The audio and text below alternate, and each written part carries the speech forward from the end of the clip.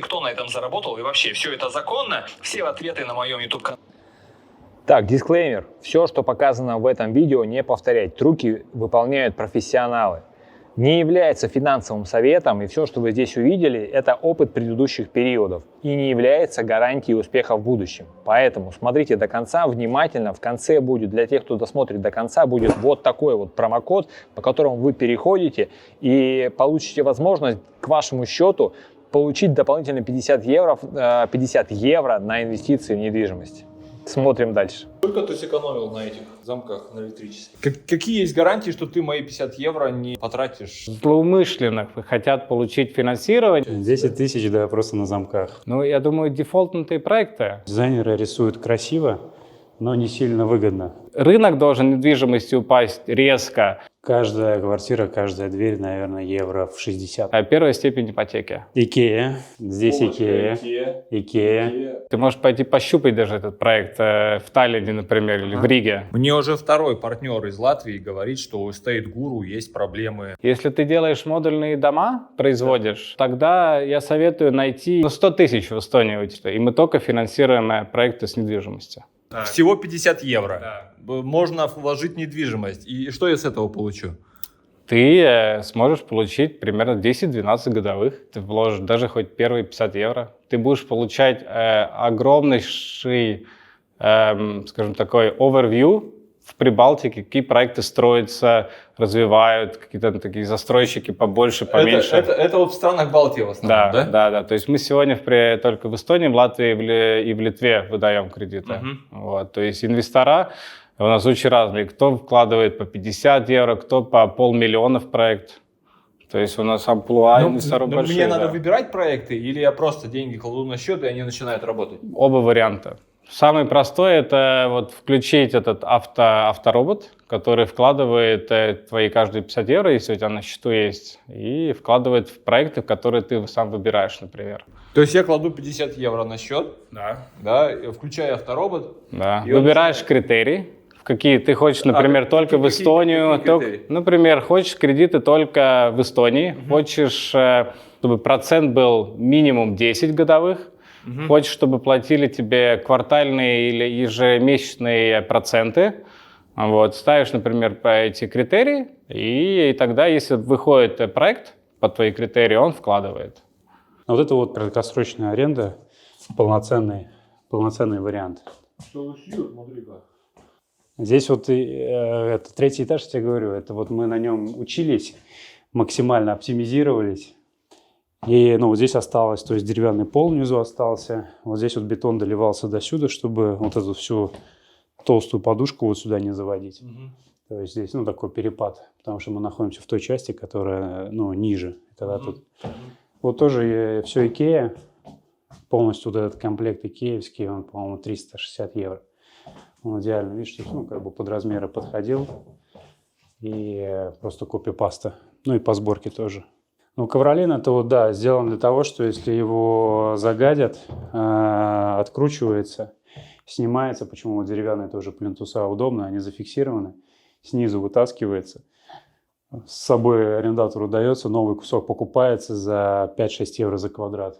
30 евро у тебя свежая нормальная квартира. Дальше ты не стал потолки натягивать, да? Нигде?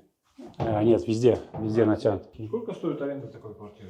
Слушай, когда в сезон мы где-то под 40-ку сдаем, 40 евро. 40 евро в сутки? Да, если сейчас уже как бы сезон немножечко упал, то... Это краткосрочная именно, да? Да. Здесь получается все, что нужно для проживания. Там утварь кухонная, то есть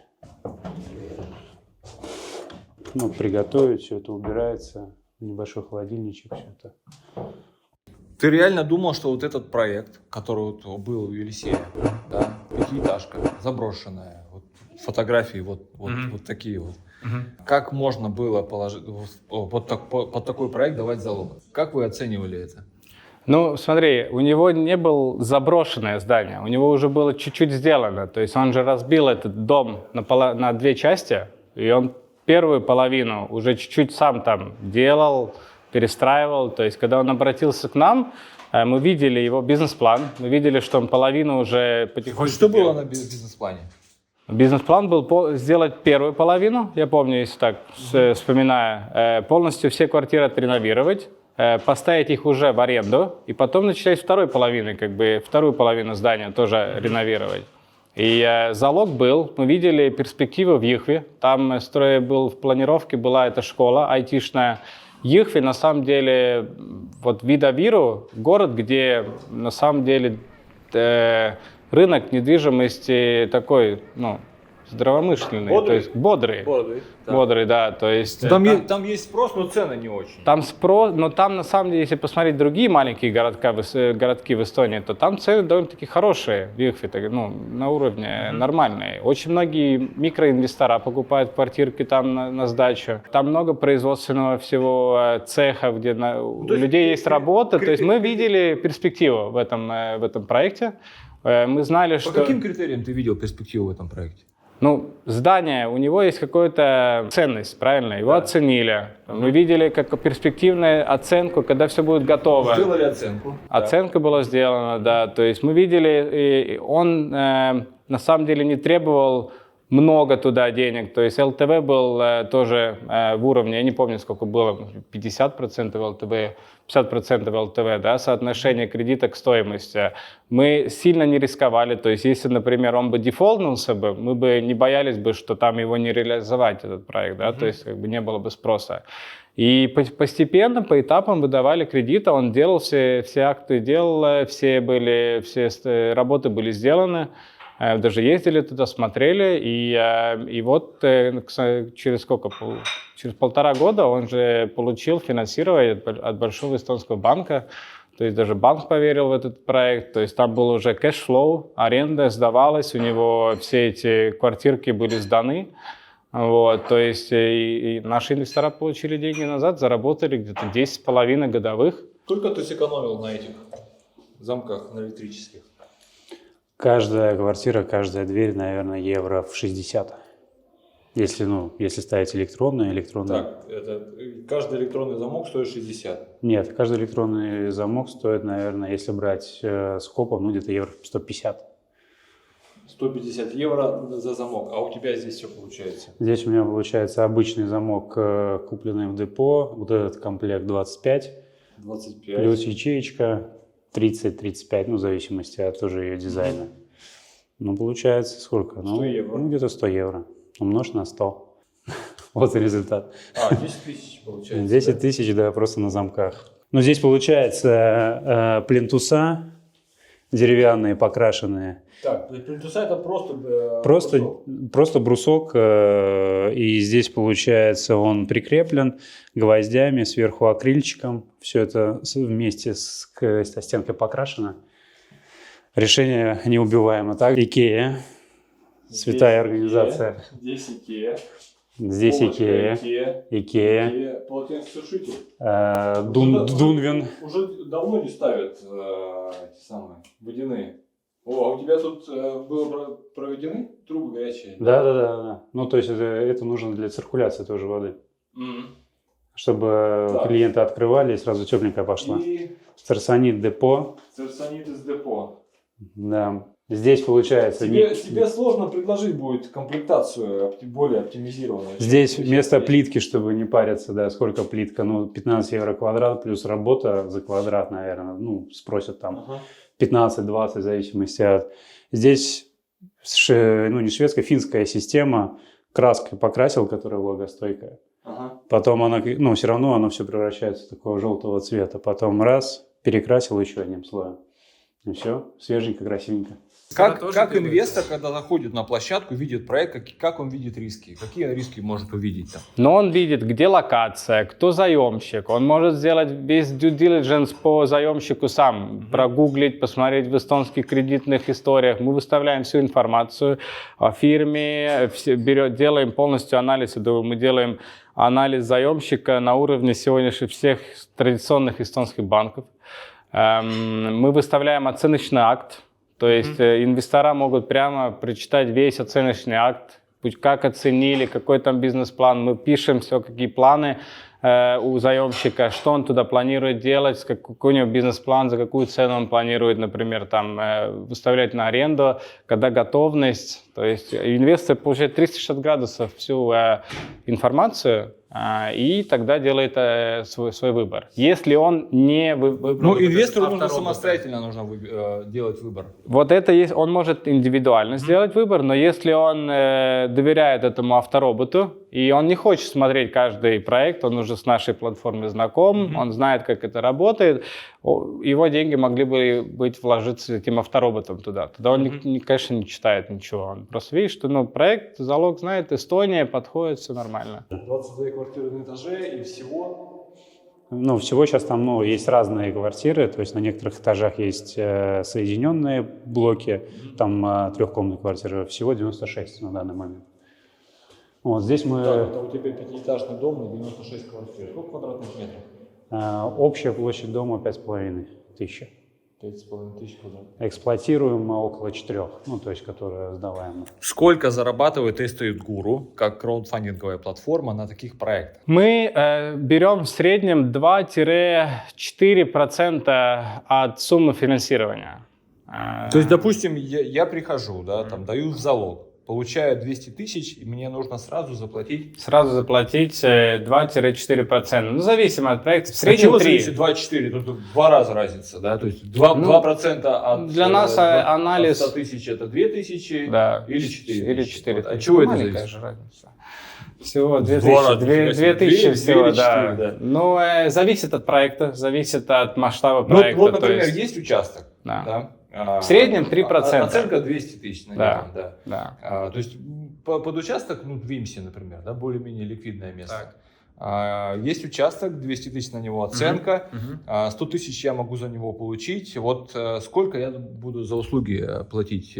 200 тысяч хочешь получить, да? Нет, 100. 100 тысяч хочешь получить? 200 тысяч оценка? Да, 100 тысяч 200 хочешь тысяч получить. оценка, Ипотек 100 тысяч нету, получить? да? Ипотек там нету, Нет, да. нет. Но я думаю, под такой проект примерно 3% будет это плата за договор. Как ты это понимаешь? 2 или 4 или 3? В среднем у нас плата за договор 3%, скажем так, в среднем. Но если ты приходишь, если ты большой застройщик, и тебе нужен, например, лям или 2 миллиона в протяжении 2 лет, то, конечно, наша процентная ставка будет ниже. Вот, потому что масштаб большой, заемщик большой, то есть и для того, чтобы нам сделку сделать, конечно, мы готовы чуть уступить в плате по договору. Но если ты приходишь с проектом, например, на 20 тысяч евро, то для нас анализ проекта, вся это процесс кредитного комитета, все документы, весь анализ берет все равно столько же времени, как проанализировать заявку на 400 тысяч, например. На самом деле уже вот эта белая плитка, мы уже добирали то, что было, потому что с поставщиками в депо, как каждый раз я приезжал. Так, что у нас сегодня, да. Весь магазин выбирал, а здесь депо рядом есть? Нет, я из Сталина вез. Из Сталина? Да, я же грузил фуры, то есть я брал поддоны.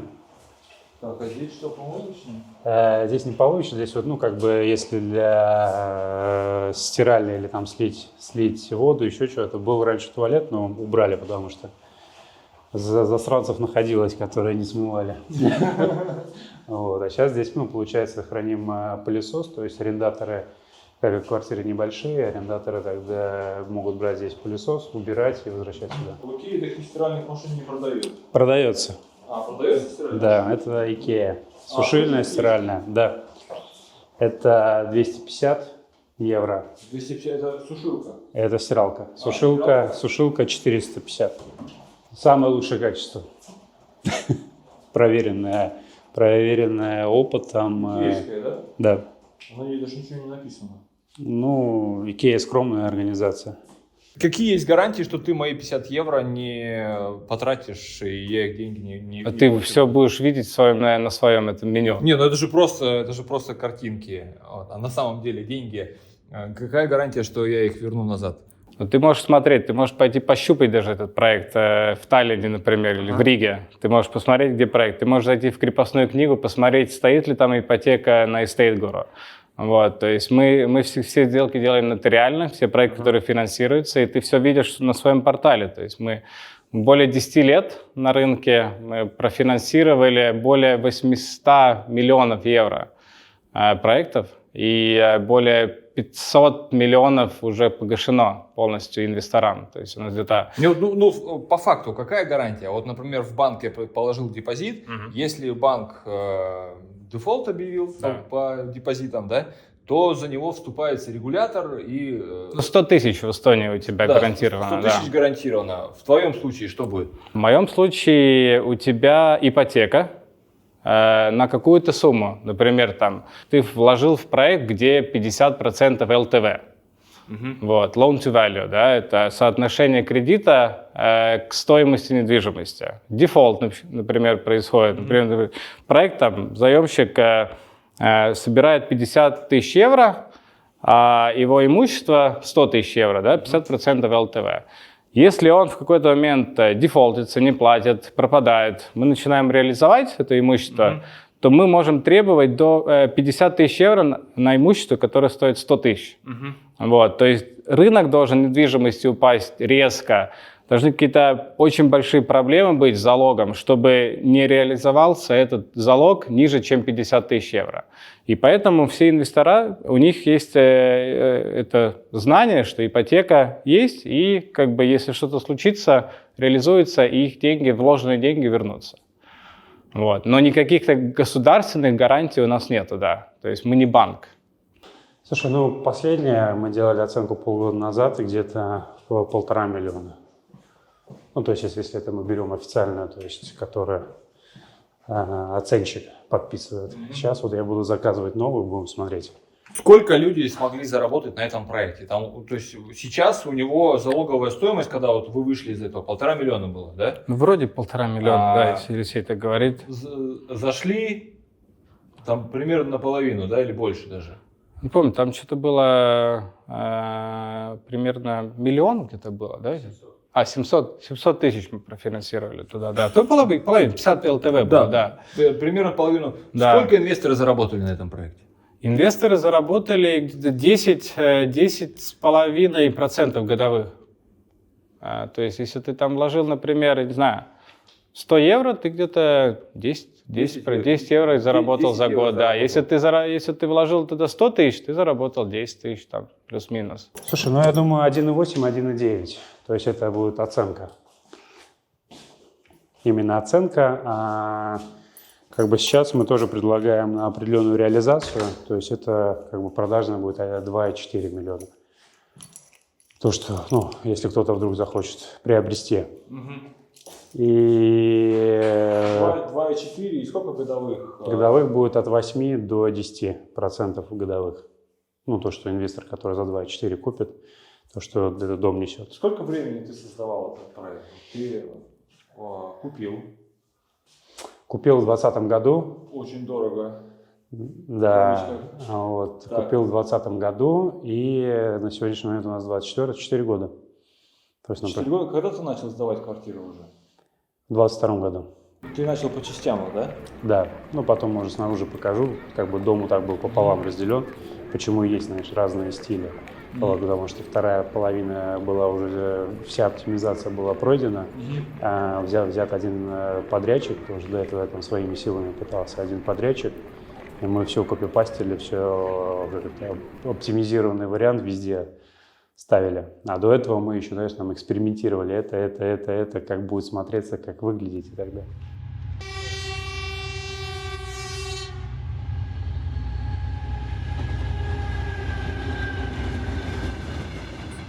Дай мне 3 совета, с чего мне начать, чтобы свой проект там, на твоей платформе, чтобы я мог начать заняться девелопментом. Вот что мне нужно сделать в первую очередь? Так, ты когда-то что-то делал? Истории нет. Там. В Европе точно нет такой В Европе истории. нет. Делал. Три совета. Построить дом или отреновировать что-то, флипнуть. Что ты хотел бы сделать? Все 3 варианта, по большому счету. Но сейчас как бы у меня бэкграунд такой, что там, у меня есть много модульных домов, которые я могу там, быстро производить и быстро строить. И мне нужны девелоперские проекты. Чтобы продавать не коробки, а продавать домовладения. Ну смотри, если ты ничего раньше не делал, и у тебя вообще истории такой нет, то я бы советовал бы не сразу не строить квартирные дома огромные, да, там многоэтажные, начать с чем-то поменьше.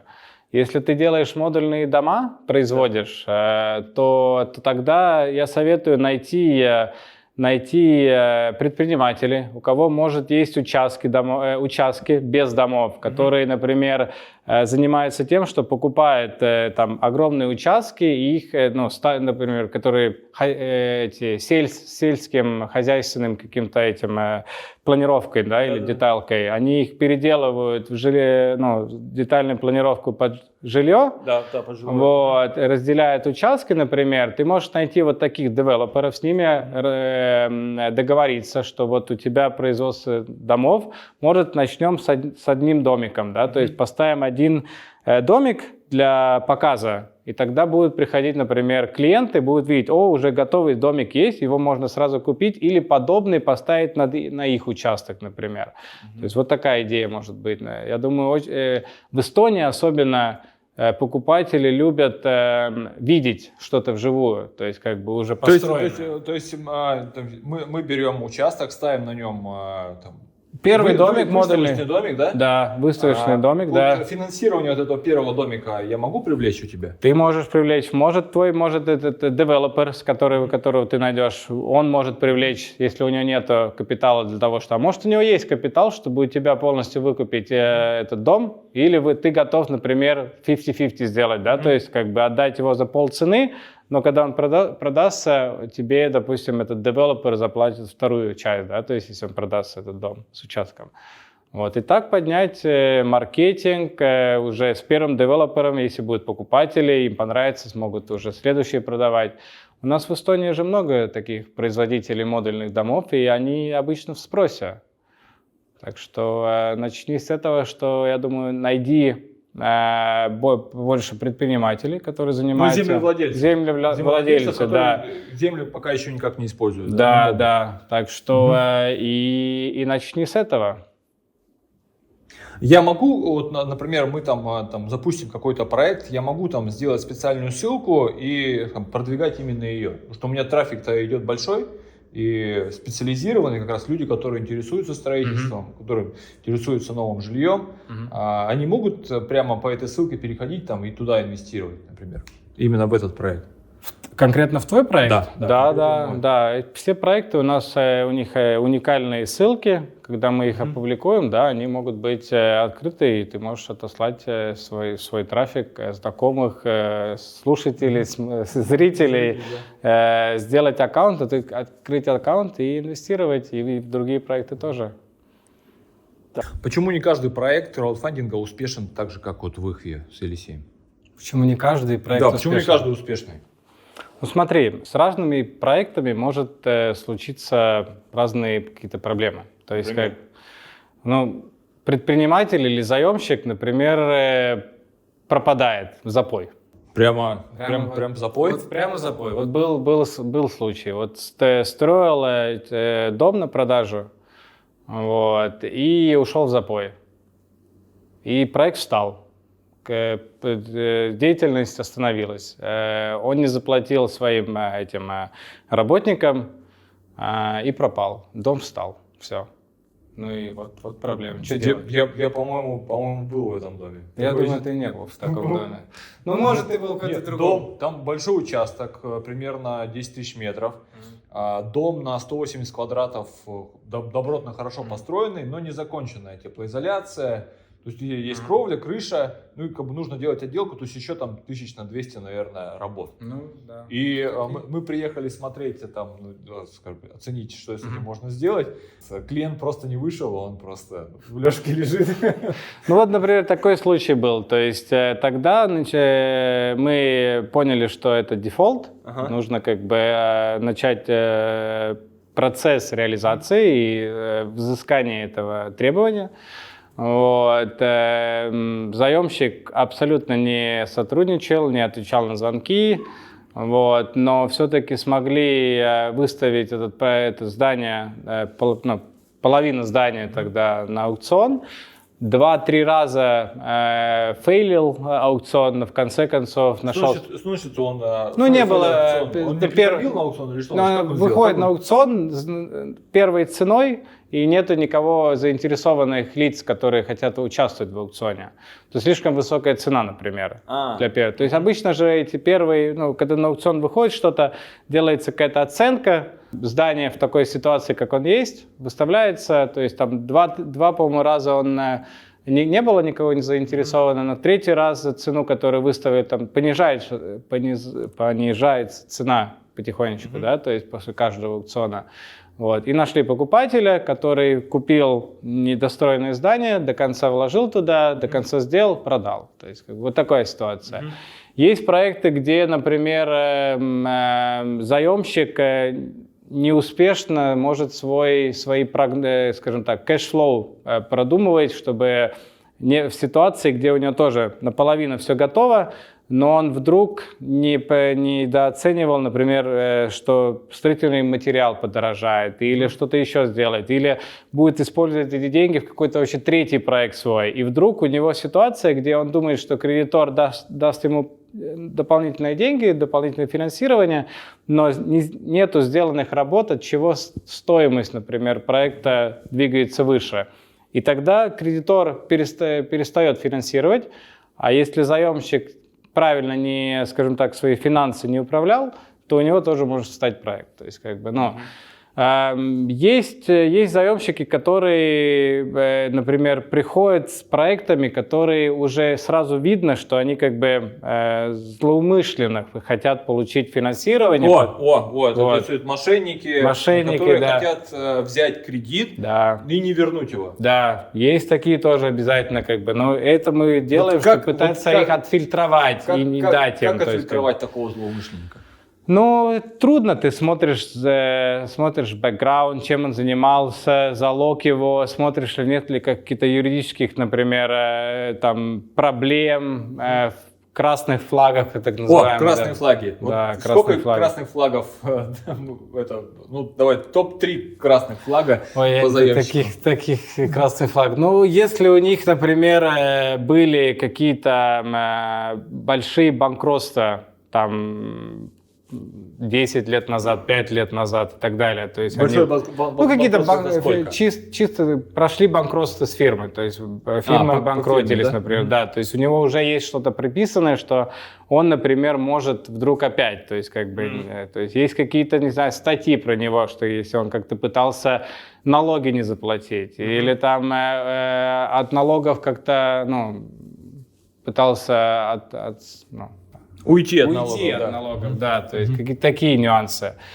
Смотреть бизнес-план, как они вообще бизнес-план свой предоставляют нам, то есть они продумывали, как бы они, например, смету предоставляют постройки квартирного дома или дома, которая, в разы даже иногда завышена, чем как бы на самом деле. То есть у нас эксперты внутри, то есть в эстетику работают, которые тоже знают цены на материал, на стройку. То есть если кто-то приходит с сметой, что построить 1 миллион, но тут там завышены какие-то материалы значительно, намного больше, и там видно, что они хотят на самом деле освободить больше себе кэша, и в какой-то момент может свалить куда-то. То есть как бы такие нюансы могут быть. Приходят, то есть неадекватные расценки, например, указывают на проведение работы. Да, делают какой-то, то есть, например, не делают какой-то тендер, чтобы найти строительную компанию, которая будет, например, строить, а договариваются с какой-то, не знаю, с аффилированной компанией. С какой-то фирмой, которая, например, тендер подтверждает на вот эту сумму. На самом деле можно было бы взять намного дешевле где-то. То есть, этих флагов очень много, их нужно, они все очень индивидуальные, поэтому как бы нужно смотреть. Но, конечно же, за последние смотря 10 лет назад и сегодня, то таких мошенников намного меньше и меньше становится. То есть, как бы все-таки рынок прочистился, я думаю, в Эстонии, в Латвии, в Литве тоже от таких мошенников. Подожди, я не понял. Смотри, я, допустим, вхожу в девелоперский проект. У меня есть дом, да, уже готовый, собранный на предприятии, он стоит на заводе. Мне нужна сейчас земля, на которую ее поставить. Я нахожу, я нахожу участок, который принадлежит третьему лицу. Я там до настоящего момента с ним не был знаком. Я с ним познакомился неделю назад, только потому, что искал, где мне место поставить этот дом. Я могу сейчас вступить с ним как бы в отношения, там, заключить с ним какой-то договор, организовать компанию новую, например, да? Он войдет туда своим участком в компанию, я войду туда со своим домом. Мы получим финансирование на то, чтобы там, такой подход, монтаж этого дома, там, сделать благоустройство, то есть подготовить как бы, этот участок плюс домокомплект, сделать из него домовладение. Да. Подходит такое, потому что, тут главное, готов ли этот твой человек, которого ты нашел с участком, готов ли он, что туда поставится ипотека. Потому что если вы, или ты, или он не погасите нам кредит, нашим инвесторам, то мы заберем этот участок, или будем реализовать его. То есть, как бы, твой вот этот компаньон, которого ты нашел, он же должен понимать, что такое ипотека. Поэтому то есть если вы как бизнес-партнеры сделаете договор между собой, что вы там разделяете профит в конце концов после того, как ты дом туда построишь, то подходит нам, такая сделка. То есть это буквально там свежая компания будет, которая там неделю назад образовалась? Будет, например, сделано СПВ под этот проект, для нас это нормально. Но мы, конечно, посмотрим вашу кредитную историю ваших как физических лицов, и нет ли у вас никаких там задолженностей или по-эстонски максихайре, то есть этих кредитных каких-то там проблем. Анализ, конечно, полностью сделаем, посмотрим анализ, посмотрим залог, участок, оценочный акт должен быть, то есть под участок. Если все подходит, то мы сделаем кредитный комитет решит по заявке. То есть я советую обратиться, по крайней мере. Гарантировать ничего не могу. 500 евро, если ты инвестируешь, по ссылке в описании инвестируешь 500 евро, то дополнительно ему на счет 50 евро. То есть 500 евро инвестируешь, 50 евро к тебе на счет уже положен. Да, так что это нужно зарегистрируйтесь. за 3 месяца нужно. В течение 3 месяцев, если минимум 500 евро вкладываешь в проекты, в разные, по 50 евро, 10, например, там, проектов и так далее, то тогда экстра от нас бонус 50 евро. Деньги, сколько я должен буду продержать на счету в Estate-Guru? Какие деньги? Вот я вложил 500 евро, когда я их могу вытащить потом? Ты ждешь, когда эти проекты как бы закончатся, погасят тебя, ты можешь на вторичном рынке их продать тоже. То есть я могу продать. У нас есть вторичный рынок тоже, где ты можешь свои инвестиции продать другому какому-нибудь инвестору, если тебе срочно нужны деньги. Все по ссылке в описании, вся информация будет. Переходите и будем условия улучшать. Обязательно. Увидимся.